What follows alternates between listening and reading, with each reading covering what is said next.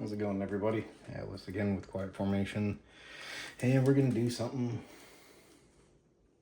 real today. I got chaos on my table, and I need to try to organize it a little bit. Excuse me. But while I do that, excuse me, kind of wanted to talk about, again, some of the things that I've come to realize as far as my collecting goes.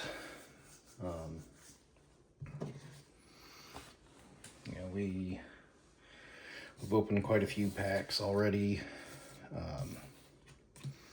It's not that we're not chasing the big hits, but the big hits aren't the star of the show here. This channel is all about more the process, the structure of it. It's not a big hype. It's not, are we going to be able to get the most expensive chase and what are we going to do with it afterwards? I wanted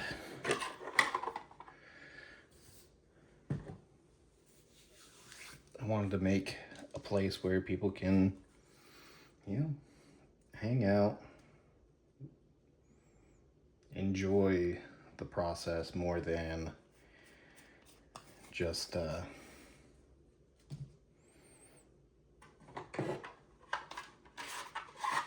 chasing the hype and so on. Give a real idea of what goes on with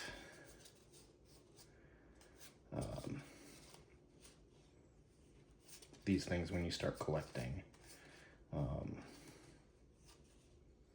Because of course I collected when I was younger, and now I'm getting back into it again with my kids.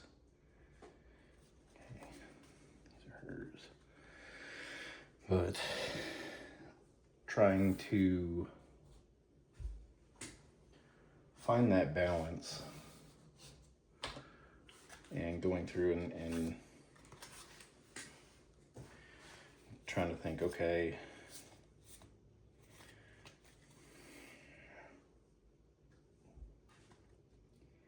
where does it end? Like, am I myself subconsciously getting into the hype and saying, okay, if I want to buy more packs, I want to, get the big hit for you guys, or am I losing my way a little bit? And I decided I'm going to take the advice that I gave my kids recently, because they're hyper focused, as most kids are, especially with something that they like. So if you've seen the other videos, we're working on a master set for the Phantasmal Flames. That puts a lot of pressure on me, saying, okay, I've got to get more of those cards. I've got to buy more of those packs, try to pull those cards to complete the set. And in reality, let me find it here. Okay. As I was going through, I went to a local card shop and I picked up, one of the illustration rares here, the Dugong, the Zacian, and I also picked up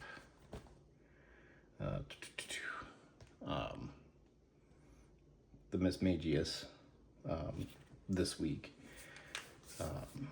I also happened to, I personally didn't pull it, but I was on Whatnot and I hit a Reptilia hit and they pulled the Lopunny for me, which is great. It helps get to the completion of the set. But buying packs and chasing these particular cards is not, it's exciting, but it's not, I think, what is financially responsible. If I'm master setting this, then it's really, and I know I've said it before, but time to track these down individually that are already out and not just be chasing the pack. So still going to be working on this, but then I started thinking to myself, what am I going to do, once I get to the point where the only thing left are the ultra rares, the several $100 cards, because I'm not going to get down to these last two spots or 3 spots and say, oh, okay, I'm going to drop the $700 or whatever they're at now for the Charizards and the gold card and the hyper rare and so on. It's just not feasible. So going back to the advice that I gave my little one, because she was getting super fixated on master setting Phantasmal Flame, or not Phantasmal, sorry, Prismatic Evolutions. And there's a lot of cards in there. Just to give you an idea here, this is the card list. And each one has, I think 2 or 3, the reverse holo, the Pokeball holo, and this, that, the other. And it's a lot of cards in this set. In Prismatic Evolution, the packs are crazy right now. They're not 151 crazy, but they're pretty crazy. So, and this is the cards that I have that I'd be willing to sell, trade, what have you. But the advice that I gave her was not so much looking at the set itself, but trying to find just cards that you like. Cards that you would enjoy opening up and looking at and saying, okay, I'm glad I have this one. And I think I'm going to kind of take that advice, because going through, I had, if you saw the Perfect Order bundle rip that we did on release day, I pulled the Mega Clefable EX, and I also pulled, I think, the Starmie illustration rare. And I sold or traded that illustration rare for some more packs. I really didn't get a good hit off of them. And I think right now I'm kind of regretting that choice in retrospect, because that would have been, it was a cool card. It probably would have been cool to hold on to for a little bit, see what it did. But, so I think I'm adjusting my position. I'm still going to try to master set the Phantasmal Flames. I'm pretty far into that. It'd be difficult to walk away. But the other sets I might just start opening. I didn't do it on camera, but I opened up a set of Destined Rivals yesterday. So we made a trip to the card shop. And I wanted to open something different, so opened up a pack of Destined Rivals, got this Don Dozo. Yeah, it's pretty cool looking. And of course you're seeing a lot of the Phantasmals and the Pokemon Go's, things that we've hit. And kind of just the rare cards, ones that aren't particularly valuable, there we go, but still pretty cool looking. And this is the one that kind of gets me here. So the vintage cards, I've traded quite a few of them recently for different packs. I mean, didn't have a whole lot. This was just one page here, but a lot of the holographics that I had are gone now. And I'm not a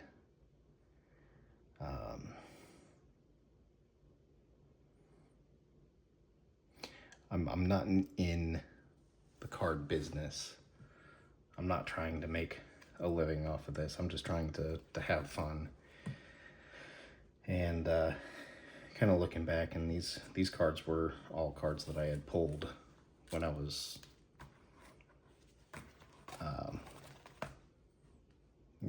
8, 9, 10 years old.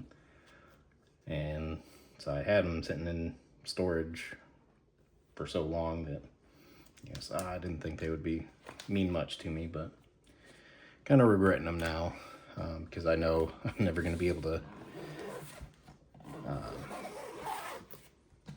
It's not that I want to never be able to get the cards back, but the nostalgia of being able to open those and pull those from a pack. I'm never going to be able to afford a freaking pack of base set, first edition or otherwise. It's just not going to happen. But, we go into my PC, the personal collection, and I'm happy with the cards that I kept. So I've got my little vintage Charizard line there from Team Rocket. So I've gotten the Pokemon Go line there. So I just need to find another Charmeleon for my Phantasmal Flames. And just kind of these are the cards that I'm keeping for certain. I got a few of the Gengar lines.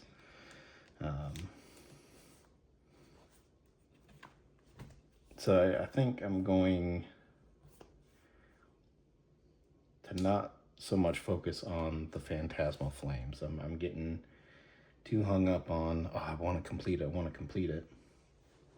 But then I think I'm just going to open some things to get what I would like, or keep an eye out for singles. So I've gotten, this week I picked up the Celebrations Blastoise and the Sun and Moon. That's a promo there, but the Blastoise GX, I picked that up this week because I like my Blastoise. He holds a special place for me because when I was playing the games, that was the first Pokemon I ever got to a level 100 without cheats or exploits. I ground the experience for it, and got him where he needed to be in the game. And so that's super exciting, and just like I said, I'm kind of a nerd for that, but he's my guy. But I kept a lot of my vintage stuff, the stuff that I know I wouldn't want to sell. I got my Articuno and my Zapdos, but I think we're gonna kind of adjust where we're at, and when we open the packs, we're looking at the artworks, not necessarily the big chases.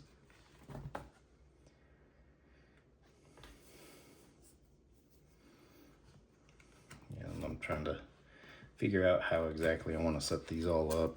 So my energy collections here, but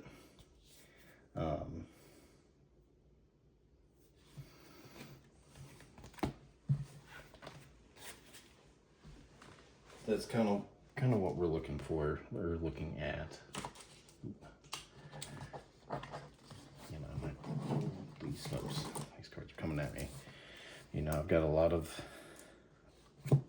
things.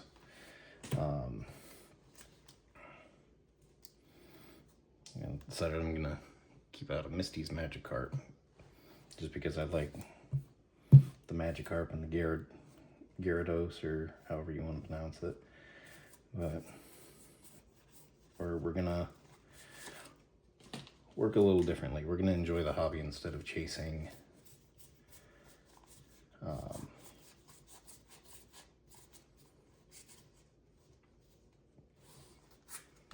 chasing the completion.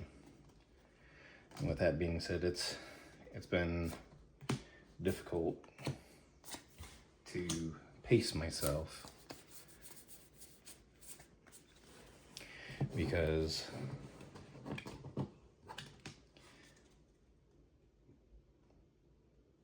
in my mind, you know, I say, okay, I want to do this, and it's something that I enjoy, I want to go all in.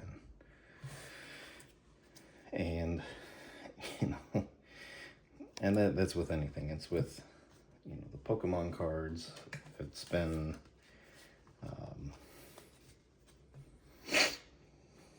I had a time there where, you know, so I wanted to do bladesmithing.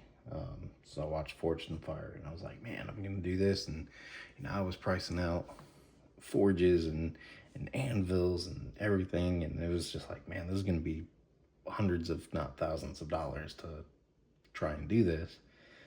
And I really don't have the space for it. I don't have a shop to do it in. I don't have really the know-how, because I'd basically just be going in blind and heating up stuff and hammering it. So we're gonna, like I said, we're gonna pump the brakes a little bit on the buying.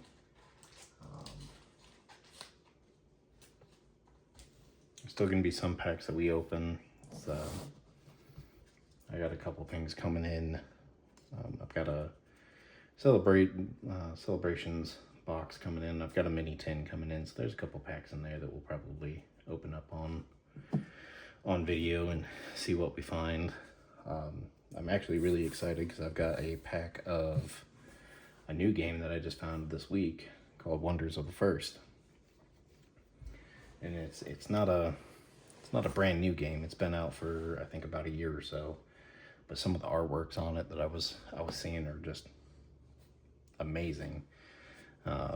It's very similar to like Magic the Gathering, but you know, the artworks even on the commons, you know, if you look at Magic, you know, it's all bordered and all kind of the same sort of format, and they have a same format as well, as far as the border and so on, but the picture takes precedence more than just what the card does. I don't know much about the gameplay of it, but I've saw the cards and I was like, you know what, that'd be really cool to try to get my hands on and share with y'all, because I think it's kind of cool, and everybody who is into that game has been in it for a while is super excited about it, and the community with that game, just from what I've seen, is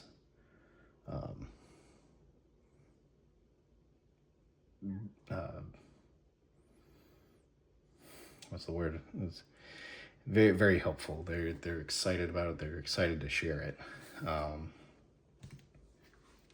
You know, it's not so much of a, you know, stereotype game, at least from what I've seen thus far. I haven't played a game of it. You know, Magic the Gathering and Pokemon, a lot of people try to meta, my deck's the best and blah, blah, blah. And, you know, just sometimes it deters you from wanting to actually play the game, and so on. But yeah, I just wanted to post this up because I hadn't posted in a while. So work's been crazy, but I wanted to throw this video up and just kind of let you know my thoughts and where we're going to be going from here. It's not going to be a ripping channel because I can't afford it, but it's going to be a collection channel, and we're going to pump the brakes on it and try to enjoy the hobby itself more than the chase of the hits. So I appreciate y'all for listening to me run my mouth, and just remember, formation never breaks, it only changes. And y'all have a good one, and I'll see you on the next one.